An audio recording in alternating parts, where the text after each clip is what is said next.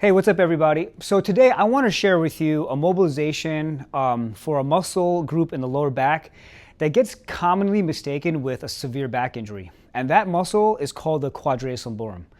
So just like from a brief anatomical standpoint, the quadratus lumborum are these like thick muscles that sit on both sides of our spine, just above our hip bone and below our ribs here at this point.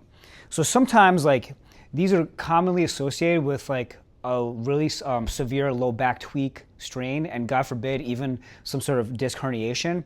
But I just want to kind of just reassure you that there's a lot that you can do here in the event of acute low back pain, and these are one of those things, okay? Especially if you don't have some of those classic signs and symptoms such as referred pain and like nerve pain down your leg. If you don't have those and you just have some like diffuse low back pain, this can really help you out a great amount. So what you're gonna need is you're gonna need a mobilization ball instead of a foam roller, just because of the amount of trigger point and more specific areas that we can address with the ball itself. So you wanna get a ball, preferably a little bit bigger than the size of a lacrosse ball, tennis ball, and this is what we're gonna do. So in this case, I'm going to start to work on like loosening up the left side of my back here.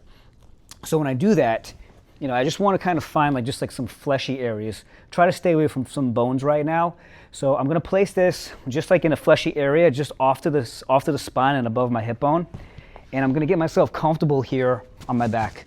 Now this box is just great because it allows me to get a little bit more traction as well as a little bit more of a downward force of my body weight onto the ball, so I can try to get into those muscles. Now, when I'm in this position, especially like when you're in acute low back pain, the initial response is, oh my gosh, this is tender, you're gonna tense up and you're actually gonna brace. And this is where you really have to work on being able to get your body to soften and get your mind to calm down as well. So how do we do that? One is we start to tap into our breathing. That's really important right now. Right, because our breath is the king of our nerves, right, king of the nerves. So we have to use our breathing to calm our nerves down. So what we're going to start to do here is just really work on just taking some nice deep breaths in through our stomach to try to get some expansion here. So I'm just going to take a deep breath in through my nose. And then when I take my breath in, I'm going to feel like I'm trying to expand three-dimensionally through my trunk and my midsection, and then just let out a nice long and deep exhale. If you feel like you can't take some really deep breaths in, then just start to think about this. We're going to go box breathing, okay, which is traditionally known as 4-second breath in, 4-second breath hold, and a 4-second exhale, and a 4 to 8-second exhale. So you breathe in for 4 seconds, hold your breath for 4 seconds, and then exhale for anywhere between 4 to 8 seconds.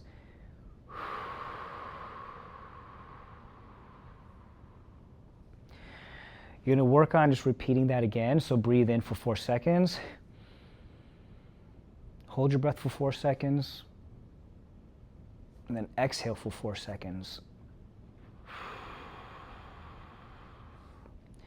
After just a couple of cycles of those, what you're going to start to notice is that your body's stress level and tension is going to start to lessen and decrease, okay?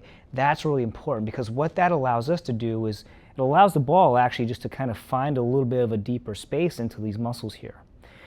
And you're going to start to understand that just even though I'm not moving, my breathing on this ball, you're going to find that correlation, that relationship between what this muscle actually is supposed to be doing when you're breathing.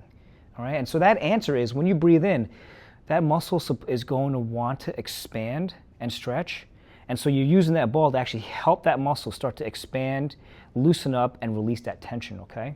Now, here's the thing. You don't have to stay there. Or if you want something that's a little bit more intense, what you can start to do is after you've been able to feel like, wow, I can get all my weight down on this ball without tensing through my neck and tensing through the rest of my body, then what you can do to also increase the length of this muscle and increase that relaxation is to now just bring the knee up to the chest on the same side that ball's on. So for me right here, the ball's on the left side, right? I'm staying away from bony areas. I'm on fleshy areas.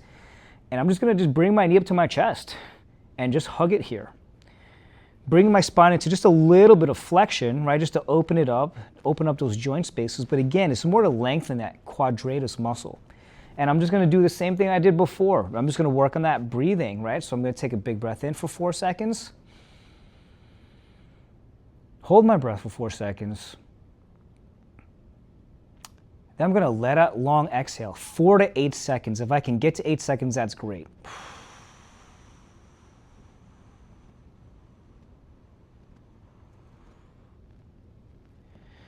And you just want to be able to repeat that as much as you can, because what you'll start to notice is, like, again, just after a few cycles of that type of breathing, one, you're going to feel like you're able to bring your knee up to closer to your chest, right? Because that muscle is just lengthening, okay? So it really is just here. It's acute low back pain. You're going to start to freak out. You're going to get all nervous. And we want to encourage you that there's so many things that you can do. So you can work on breathing. You can work on using some sort of mobilization tool like a ball, just to get that muscle to just soften up and release that spasm. All right, so of course then you have the other side. So look, plenty of stuff to do. When you get that free chance, just go ahead and work on the other side, and you got this.